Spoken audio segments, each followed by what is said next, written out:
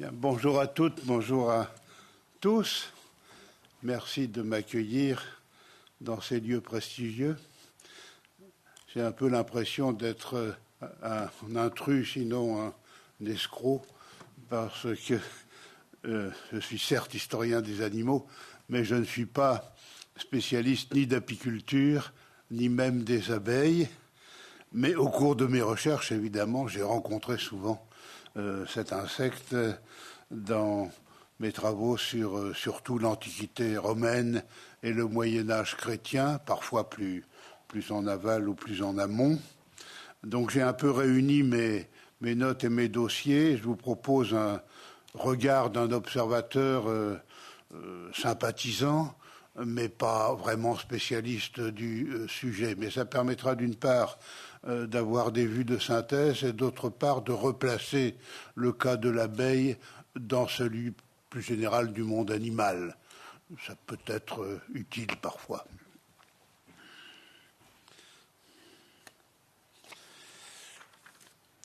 Je commence par 2 ou 3 remarques générales. Ce que l'on peut dire, c'est que pour l'historien, l'abeille est un sujet extrêmement documenté. Ce n'est pas le cas de tous les animaux. Il y en a pour lesquels nous manquons d'informations, de sources. Pour l'abeille, ce n'est pas du tout le cas. Nous avons tout ce qu'il faut. Quelle que soit la période que nous étudions, les documents sont abondants. La préhistoire, on va en parler tout à l'heure, le néolithique, l'Antiquité, le Moyen-Âge, et l'époque moderne puis contemporaine. Il y a des restes archéozoologiques, il y a des images, il y a des faits de langue et de lexique, il y a des textes de toutes sortes, des croyances, des superstitions, des jeux de mots, vraiment tout ce qu'il faut autour de cet animal, donc ça n'est pas difficile pour construire une histoire de l'abeille. Je suis spécialiste des sociétés européennes, donc je me limiterai à l'Europe, bien sûr, mais on pourrait faire des enquêtes semblables pour les autres continents. Alors il m'a été posé la question, est-ce que je vais un jour écrire un livre sur les abeilles ? Ma réponse, malheureusement, est non. D'une part, je ne suis pas assez compétent. D'autre part, le temps qui me reste n'est pas très étendu. Et enfin, il existe pas mal de livres, de bons livres sur l'histoire des abeilles. Manque un livre un peu global, qui devrait d'ailleurs être collectif, tant la matière est abondante et diverse. Il y a quelques trous, bien sûr, du point de vue bibliographique, mais enfin, pour l'essentiel, nous avons beaucoup de connaissances. Je fais des bêtises. Ce qui me frappe également, c'est qu'il y a tout au long de l'histoire de cet animal 2 types d'informations qui sont souvent un peu contradictoires, mais sont toutes les 2 des documents d'histoire. D'une part, un savoir zoologique, technique presque, dès qu'on passe à l'apiculture, développé assez tôt et pas trop éloigné de notre savoir actuel. Et puis de l'autre, tout un ensemble de traditions, de croyances, de superstitions, qui sont aussi donc des documents, mais qui tiennent un discours assez différent du premier. Donc il faut prendre les 2, hein, bien sûr, quand on fait l'histoire des abeilles. Troisième remarque, j'ai dit que l'abeille était un animal, et c'est en tant qu'historien des animaux que je l'ai rencontré. C'est quand même un animal à part. Il n'a pas du tout le même statut que les autres. La preuve, on ne sait pas dans quelle catégorie le ranger pendant très longtemps. Pour nous, bien sûr, c'est un insecte, mais la notion d'insecte est extrêmement récente, hein. Elle émerge au tournant des XVIe, XVIIe siècles, tant que le microscope n'a pas été inventé et surtout diffusé, la connaissance des insectes reste médiocre. Or, celle de l'abeille n'est pas médiocre, donc les problèmes sont un peu différents. Dans les sociétés anciennes, médiévales, et même encore celles du début de l'époque moderne, on classe toujours les animaux en 5 catégories. Les quadrupèdes, les oiseaux, tout ce qui vit dans l'air. Alors quelquefois, l'abeille est rangée parmi les oiseaux, pas toujours. Tout ce qui vit dans l'eau, bien plus large que les poissons, hein, mais on appelle ça poisson. La loutre, le phoque, ce sont des poissons, bien sûr. Et puis le monde des serpents, un monde extrêmement vaste, tous les dragons font partie des serpents. Et puis une 5e catégorie dans laquelle on range les petits animaux qu'on n'a pas su caser dans les 4 catégories précédentes. Alors là, on va trouver nos insectes, mais aussi des crustacés, des mollusques, des batraciens, de la vermine à un titre ou à un autre. D'ailleurs, le terme qui désigne cette catégorie, c'est vermes en latin, les vers. C'est beaucoup plus large que nos vers à nous.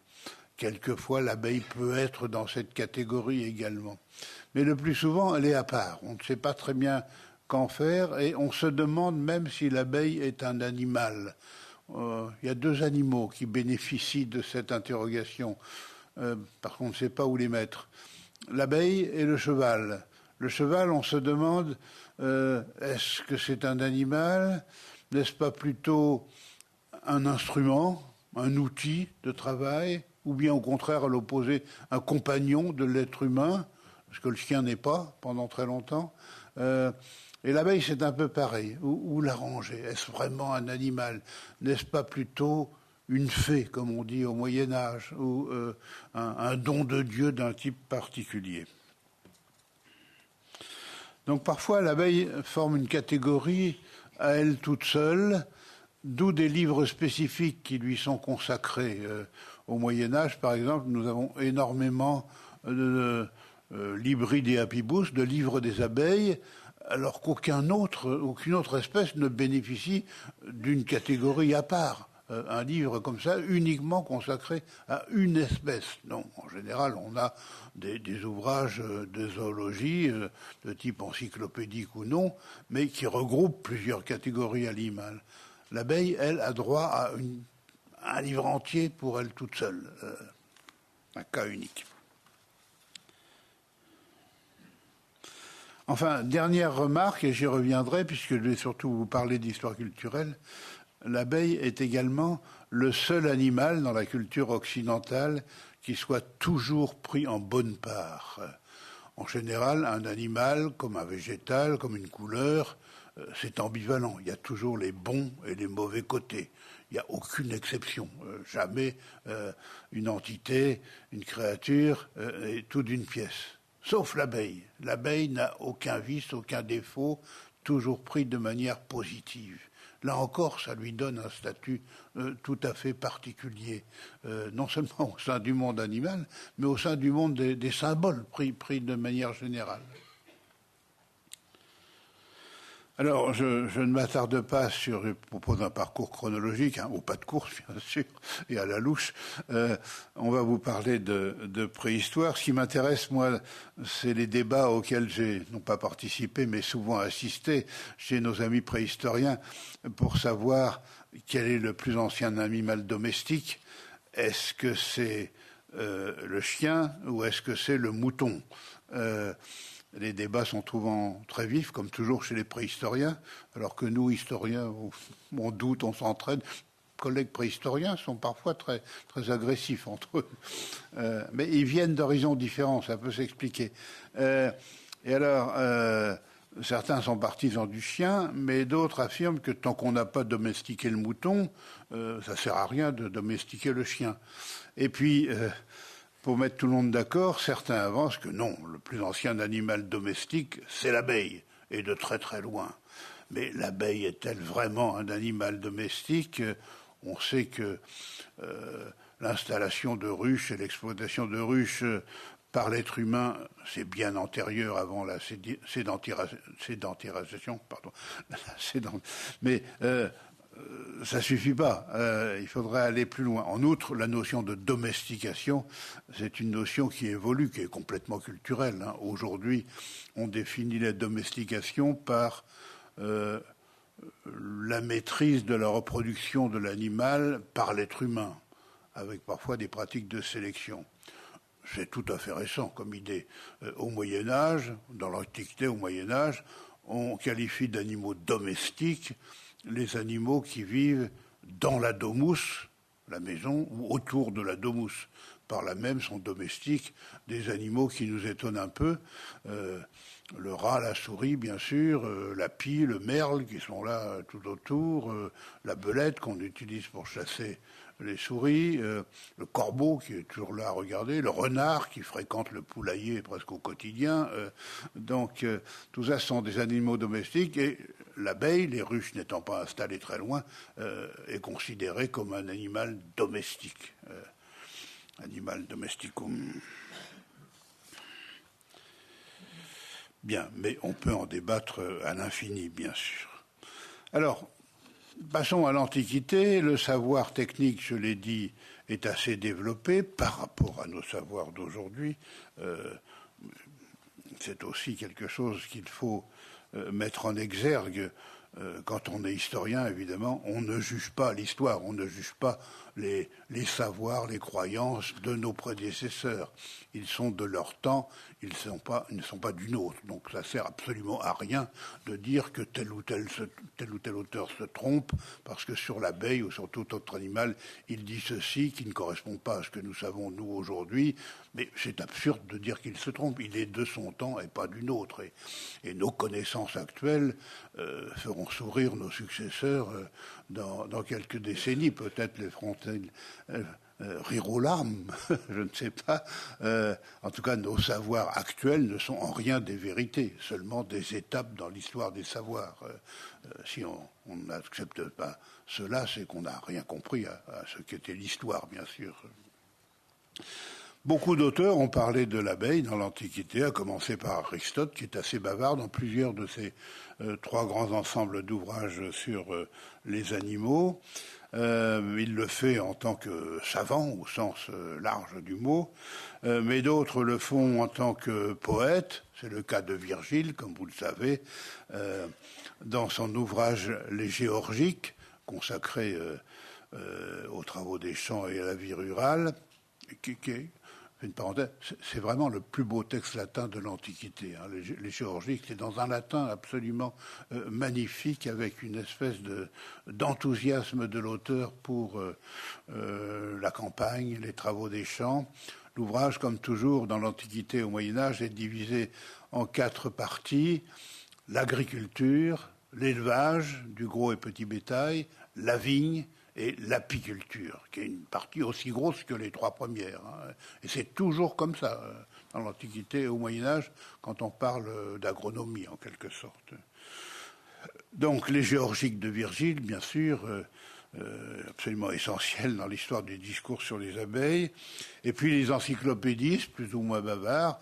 Pline est bavard dans son histoire naturelle, hein, des textes fondateurs de la culture occidentale, dans le livre 11, mais aussi dans d'autres livres. On a la chance d'avoir conservé entière l'histoire naturelle de Pline. Donc c'est une source absolument exploitable très très largement, qui nous dit beaucoup de choses, même si Pline est un compilateur. Hein, il n'apporte pas beaucoup de données qui lui soient très, très personnelles.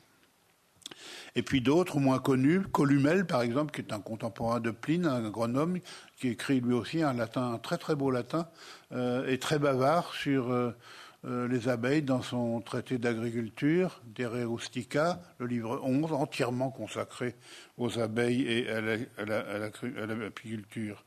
Bref, on a tout ce qu'il faut pour étudier le savoir sur les abeilles dans l'Antiquité.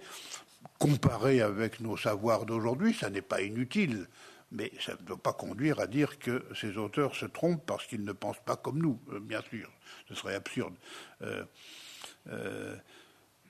Comme vous le savez, bien sûr, ça va durer longtemps, les abeilles antiques n'ont pas une reine mais un roi. On nous dit qu'elles n'ont pas de sang. Leur origine suscite des débats et controverses.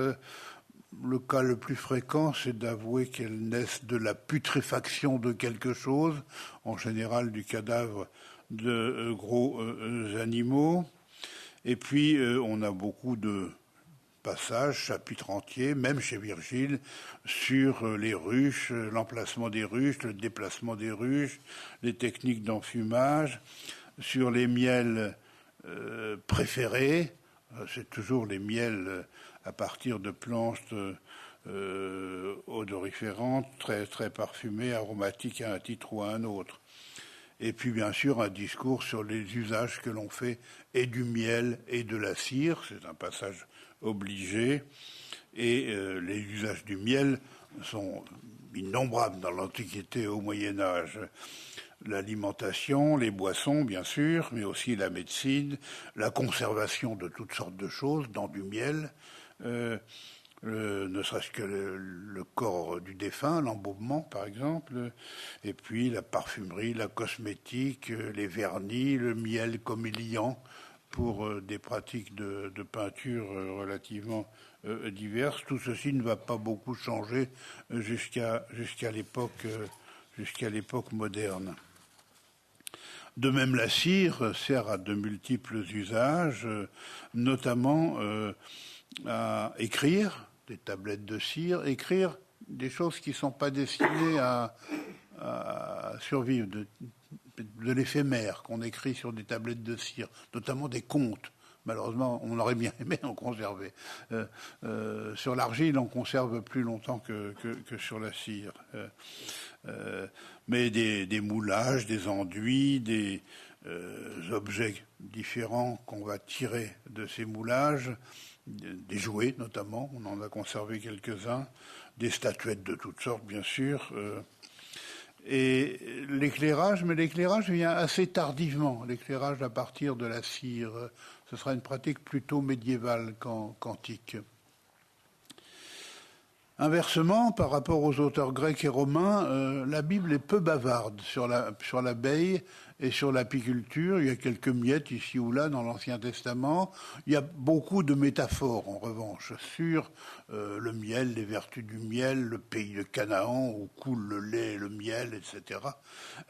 Mais on est un peu déçu, alors que la Bible, c'est un immense livre d'histoire naturelle. Hein.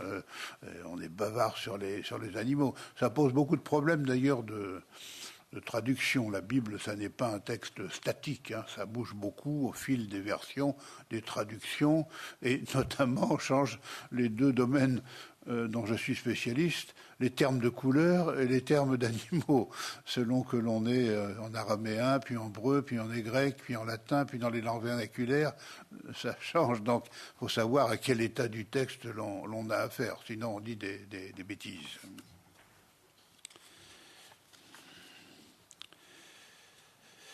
Donc sur le miel, la Bible souligne bien sûr comment c'est un produit extrêmement doux, agréable, odoriférant, qui sert à beaucoup de choses. C'est un don du Seigneur, bien sûr, et c'est une matière que l'on offre en cadeau très fréquemment, que l'on offre aux dieux aussi, mais que l'on offre aux morts également, une pratique qui va perdurer assez longtemps. Le Moyen-Âge, on rajoute des quantités par rapport au savoir antique. On a différents textes qui nous parlent des abeilles, de l'apiculture et du miel, des textes techniques, des textes zoologiques, des textes encyclopédiques, et puis ces textes très particuliers, propres au Moyen-Âge, que sont les bestiaires latins. Alors, j'en parlerai tout à l'heure, mais commençons par ce qui est un peu technique, encyclopédique ou zoologique. Sur les ruches médiévales, nous savons tout, parce qu'on nous en parle beaucoup, surtout à partir du XIIIe siècle. Nous savons qu'elles peuvent être de toutes sortes de matériaux, relevés de la vannerie, être en paille, en jonc, en osier, relevé de la céramique, des briques en tuile, des ruches en tuile ou en briques, et puis aussi en liège, en bois, en écorce de ceci ou de cela, avec toutes sortes de discours sur les meilleurs endroits pour les disposer, comment faire pour les éloigner ou rapprocher les unes des autres, les déplacer selon le moment de la saison, mais aussi parfois de la journée. On a des ruches avec des parties, notamment pour les rayons du miel, amovibles ou au contraire fixes. Bref, nous savons énormément de choses de ce point de vue technique. Nous savons également comment l'apiculteur procède pour récolter ce qu'il doit récolter. Alors il y a trois cas. À main nue, tête nue, sans rien. Certains auteurs prétendent que c'est la meilleure façon de ne pas effrayer les abeilles, et c'est comme ça qu'il faut procéder. Ou bien avec gants et cagoules, et on a quelques images qui présentent l'apiculteur comme des sortes de bourreaux, parce que le bourreau, lui aussi, a gants et cagoules. Mais l'apiculteur, en général, c'est dans la couleur blanche, alors que le bourreau, c'est dans la couleur rouge. Et puis la tenue complète qui fait représenter, on a quelques miniatures du XIVe et XVe siècle, l'apiculteur a une sorte de scaphandrier entièrement revêtu d'une espèce de protection des pieds à la tête, en général de couleur blanche ou grise. Sur le miel, également un discours très très développé, pas très différent de celui de l'Antiquité. Peut-être la partie médecine est encore plus développée.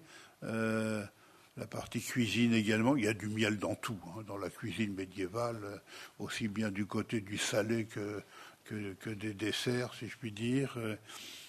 On aime beaucoup le sucré salé au Moyen-Âge. On pratique à très très grande échelle. Et puis la cire. Alors la cire, le Moyen-Âge chrétien en fait une consommation absolument considérable. Notamment en milieu abbatial, les moines, n'importe quel, non seulement grande abbaye, mais petit prieuré, assez ruche, produit de la cire, en fait parfois commerce, même si c'est mal vu.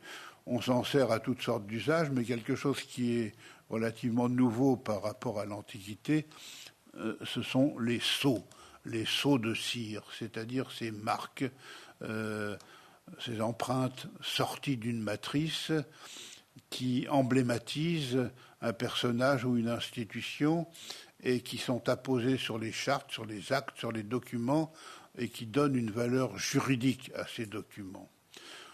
Nous avons perdu énormément de sceaux médiévaux, mais on en a quand même pour l'Europe occidentale encore 5 ou 6 millions d'empreintes de sceaux de cire, parfois assez abîmées, parfois relativement intactes.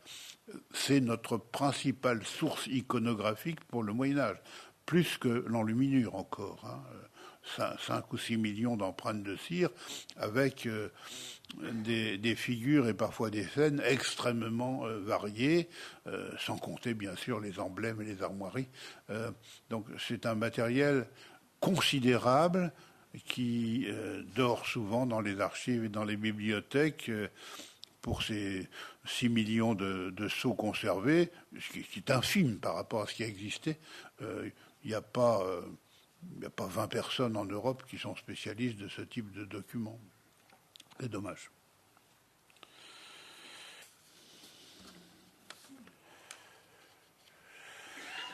Alors, sur l'abeille, il faut consulter les encyclopédies, bien sûr, dont la partie zoologique est toujours la plus développée. Et nous avons beaucoup d'encyclopédies médiévales, qui sont des documents exceptionnels pour l'historien.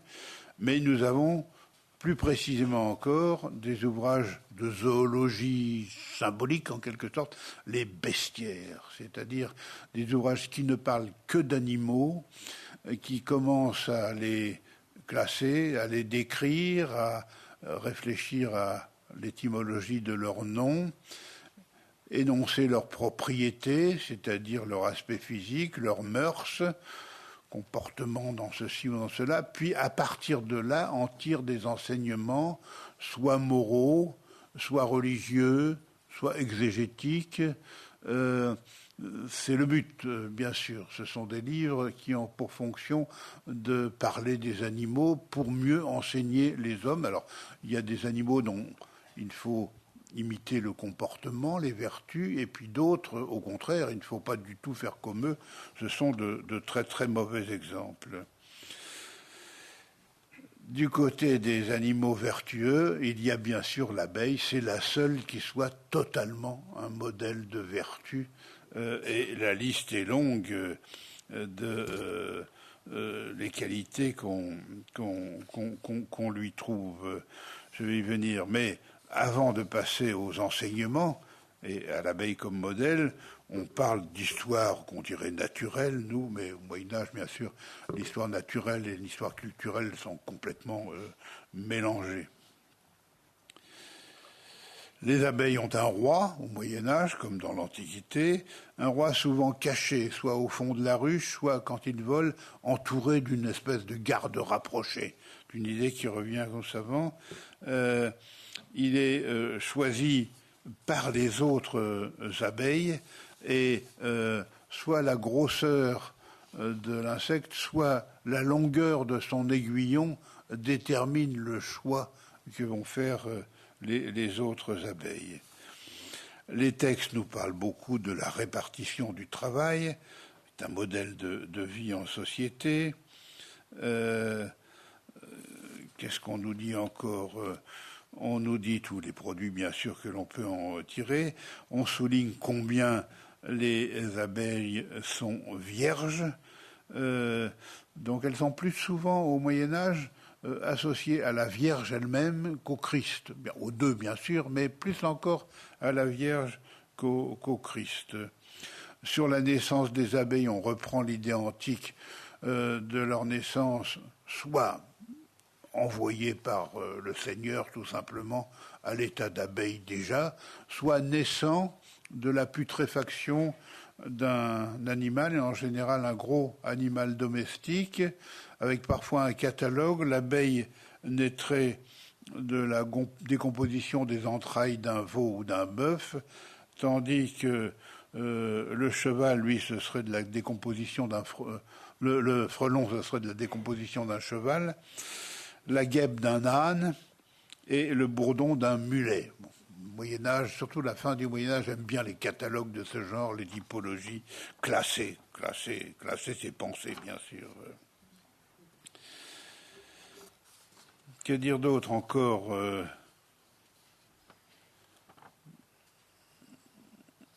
On nous parle des ennemis des abeilles. Alors, il y a trois ennemis. Il y a les bourdons, bien sûr. Il y a l'être humain qui vole le miel et qui vole la cire. Et puis, il y a l'ours. Et alors, il y a toujours un lien entre l'abeille et l'ours. L'ours, qui est un animal sur lequel le Moyen-Âge est très, très bavard, parce que il faut combattre les cultes païens de l'ours qui survivent en terre chrétienne jusqu'à des dates très avancées. L'Antiquité, toutes les Antiquités vénéraient l'ours, qui faisait l'objet de culte. C'est le plus fort des animaux sur les terroirs européens. Donc le christianisme est parti en guerre contre l'ours. Les cultes de l'ours faisaient concurrence à la religion du Christ. Et alors, tout ce qui est ennemi de l'ours, à commencer par les abeilles, naturellement, c'est du positif. L'ours étant absolument fanatique et ivre de miel, c'est le grand ennemi des abeilles, et c'est un topos qui va durer très très longtemps du côté des fables, des proverbes, de l'iconographie. Les ruches attaquées par l'ours, lequel est piqué de tous côtés et puni de sa gourmandise. Est un peu faible. Le latin dit gula. Gula, c'est la goinfrerie, quelque chose comme ça. Et puis, on nous parle aussi, comme dans l'Antiquité, des miels préférés, des fleurs préférées, des arbres préférés des abeilles. Et là, quelque chose qui revient constamment au Moyen-Âge et à l'époque moderne, au début de l'époque moderne. L'arbre que préfèrent les abeilles, c'est le tilleul. Et alors, c'est l'occasion de faire un hymne au tilleul. Chez les végétaux, c'est comme chez les animaux. Ils sont tous ambivalents avec leurs bons et leurs mauvais côtés. Mais il n'y a qu'un arbre qui est toujours positif, c'est le tilleul. Le tilleul qui est l'arbre préféré des Romains, l'arbre préféré des Germains, l'arbre préféré des hommes et des femmes du Moyen-Âge, est aujourd'hui l'arbre préféré des populations dans une large partie de l'Europe. Le tilleul n'a que des vertus. C'est l'arbre, au Moyen-Âge, de la pharmacopée. On tire du tilleul énormément de choses. C'est l'arbre de la musique, puisque il résonne toujours du chant des abeilles. Ça pose d'ailleurs un problème à l'historien. Presque tous les instruments de musique médiévaux sont taillés dans du bois de tilleul. Alors, est-ce que c'est dû aux abeilles et à la symbolique de l'arbre, qui est l'arbre musical par excellence, ou est-ce que c'est lié aux qualités acoustiques du bois de tilleul qui est tendre et léger? Ça pose un problème intéressant et absolument insoluble. Mais aussi et surtout, le tilleul, c'est l'arbre de l'amour, bien sûr, parce que ses feuilles ont la forme d'un cœur. Et dans l'iconographie, c'est important. Il faut toujours être attentif dans les images à voir sous quel arbre se produit le badinage amoureux au Moyen-Âge. Si c'est sous un tilleul, c'est sage. Un tilleul ou un rosier, le badinage est convenable. Si c'est sous un cerisier, on est déjà en état de flirt. Pendant d'oreille, c'est toujours un peu ambigu. Et puis, si c'est sous une figue ou un poirier, enfin un figuier et un poirier, alors là, on est dans la luxure n'est plus très loin. Le commerce charnel, la figue étant envoyant au sexe de la femme et la poire au sexe de l'homme. Montrer sa poire, au Moyen-Âge comme à l'époque moderne, c'est pas du tout montrer sa figure.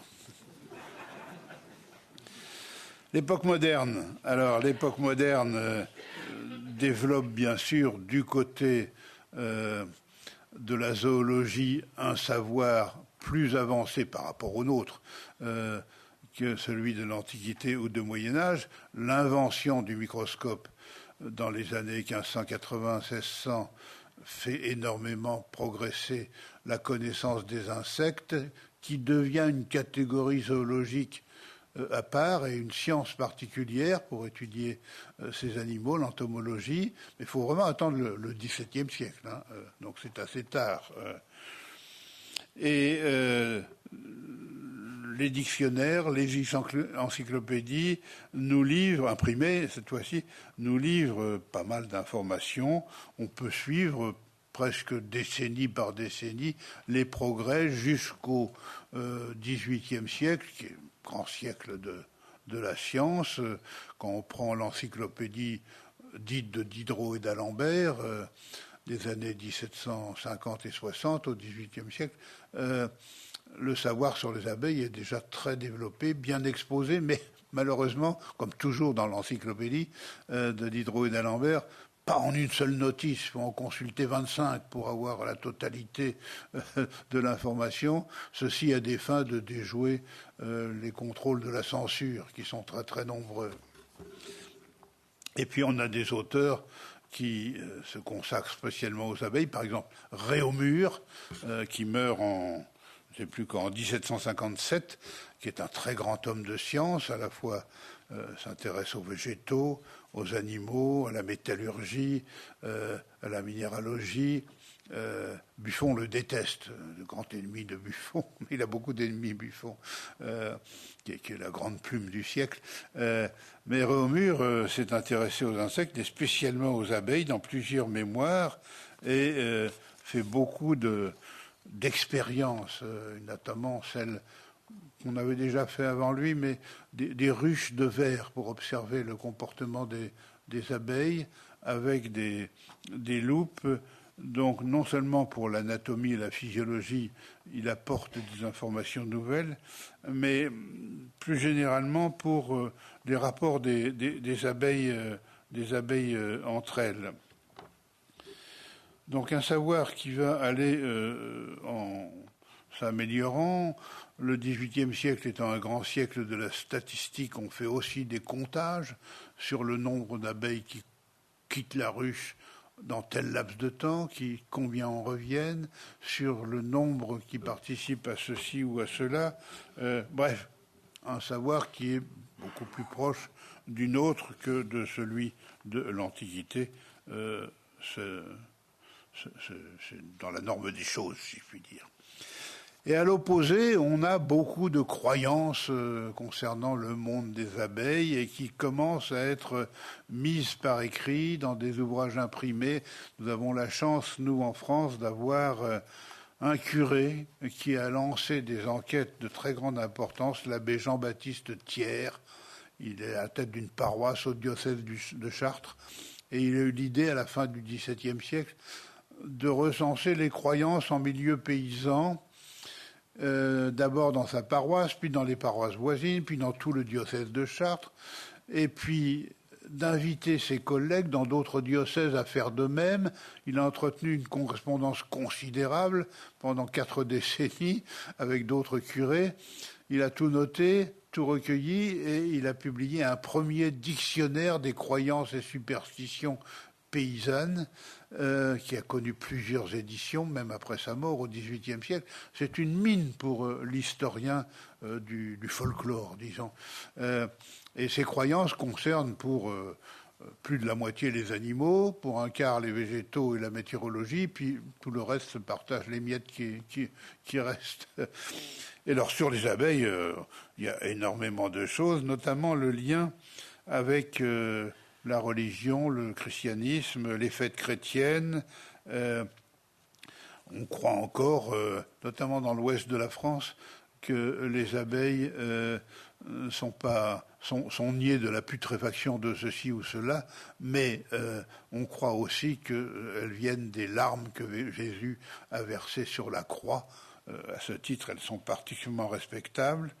C'est pour ça qu'elles sont souvent associées aux fêtes du Christ. Elles chantent particulièrement ces jours-là la Nativité, Pâques, l'Ascension, mais surtout la grande fête chrétienne, peut-être la plus grande fête en Europe au Moyen-Âge et à l'époque moderne, l'Annonciation, le 25 mars. Ça, dans l'Europe, on a un peu perdu ça, mais l'année commence presque partout le 25 mars. L'année civile, c'est le 25 mars, le premier jour de l'année. Et donc, les abeilles célèbrent l'annonce faite à Marie plus que toutes les choses. Qu'est-ce qu'on nous dit encore en matière de superstition? Qu'il faut mettre du buis béni ou des végétaux bénis près des ruches, ça protégera les abeilles, qu'elles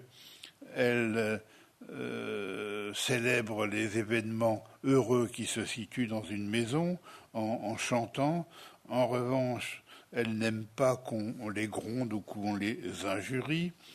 Elle ne pique jamais une jeune fille vierge, d'où dans certaines campagnes des tests pour savoir si la virginité de la jeune fille est réelle ou supposée.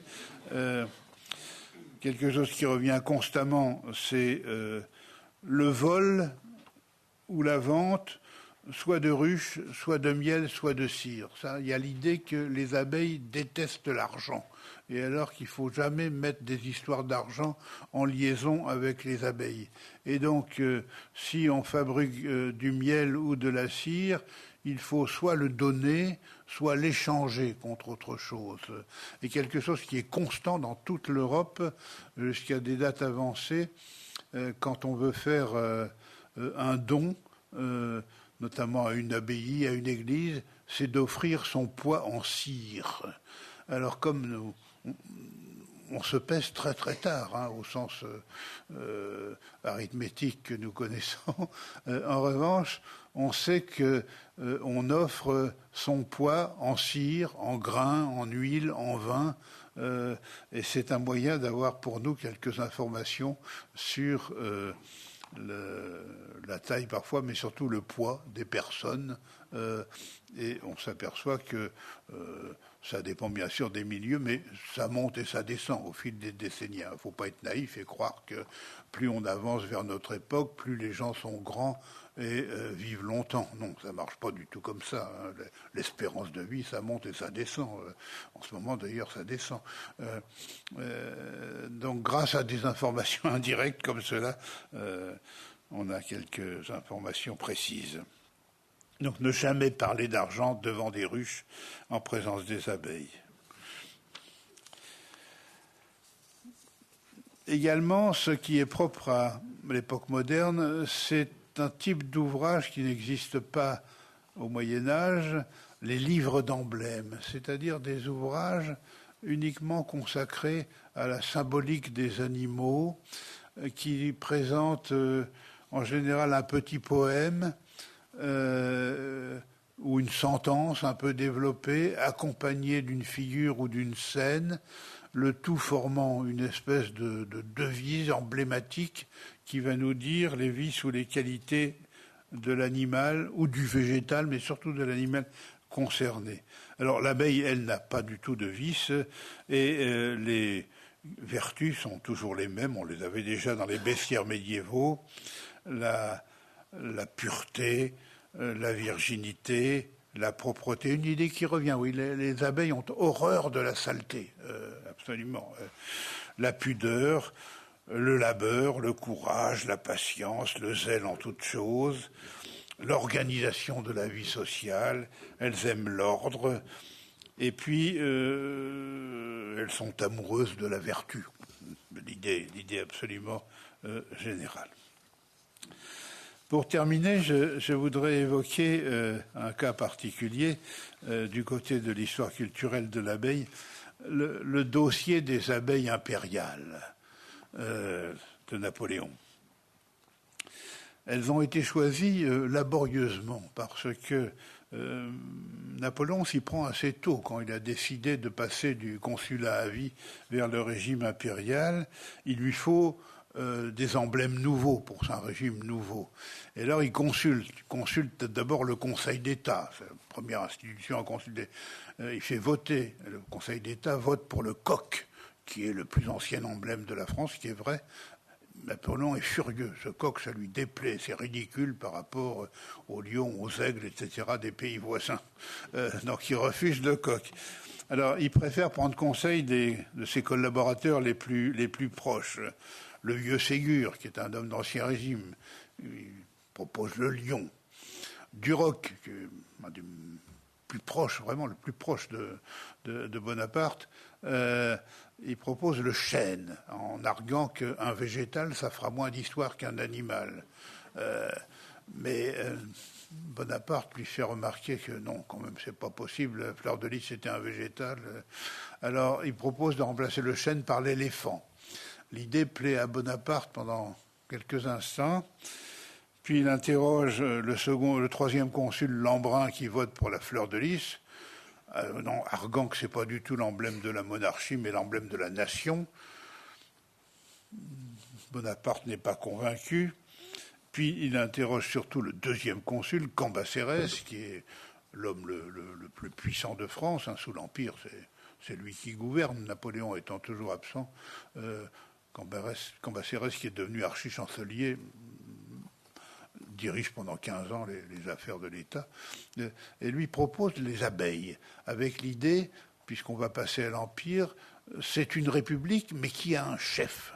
Ça s'appelait à Bonaparte. Alors il retient l'idée des abeilles, et on était parti pour uniquement les abeilles, quand Vivant Denon, le directeur du futur musée du Louvre, du Muséum central, lui dit « Oui, mais tous les autres, ils ont des gros animaux, c'est petit. » Alors, il fait remarquer que tous les empires s'emblématisent par l'aigle. Alors, il y a deux choix. On choisit à la fois les abeilles et l'aigle, et ça va donner la double panoplie du Premier Empire et du Second Empire sous Napoléon III.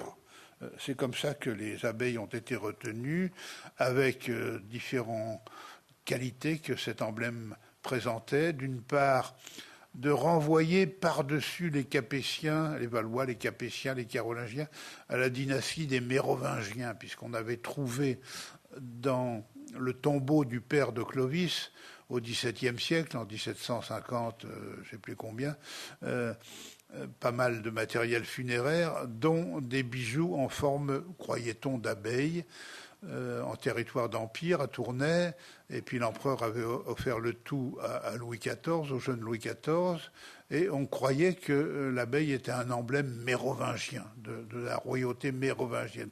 Alors ça permettait à Napoléon de faire un saut en arrière à travers l'histoire et de rejoindre la plus ancienne dynastie qui avait gouverné la France. En outre, du point de vue plastique, les abeilles ensemées sur une surface, ça ressemblait un peu aux fleurs de lys ensemées, donc ça présentait un certain avantage de ce point de vue-là. Et puis, il y avait toutes les vertus de l'abeille, bien sûr, qui pouvaient être convoquées. Voilà ce que je pouvais dire. On pourrait ajouter quelques mots sur l'abeille aujourd'hui, mais vous en savez plus que moi, surtout sur le plan technique, zoologique, apicole, etc.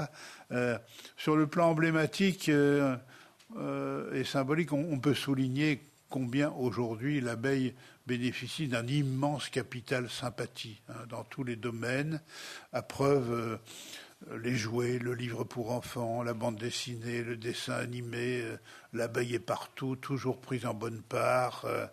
Les enfants adorent les abeilles, alors que c'est un insecte qui pique quand même.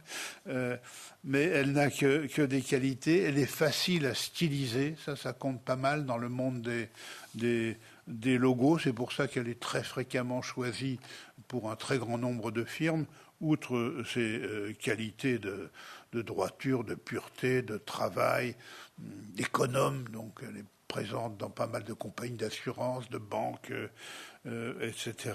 Elle a à voir avec l'épargne, la philanthropie aussi.